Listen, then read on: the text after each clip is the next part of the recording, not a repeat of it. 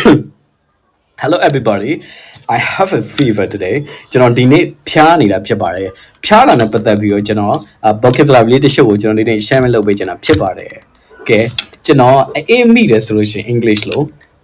I have a cold. I have a cold ကျွန်တော်အေးမိတယ်။နောက်တစ်ခုကကျွန်တော်လေချောင်းနာနေရဆိုလို့ရှိရင် I have a sore throat. I have a sore throat ကျွန်တော်လေချောင်းနာနေရ။နောက်တစ်ခုကကျွန်တော်နှာစီးနေရဆိုလို့ရှိရင်I have a runny nose. I have a runny nose. ကျွန်တော်နှာစီးနေတယ်။ပြီးတော့နောက်တစ်ခုကကျွန်တော်ခေါင်းကိုက်နေဆိုလို့ရှိရင် I have a headache. I have a headache. နော်ခေါင်းကိုက်နေ။နောက်တစ်ခုကကျွန်တော်ခေါင်းမူးနေရဆိုလို့ရှိရင် I am dizzy.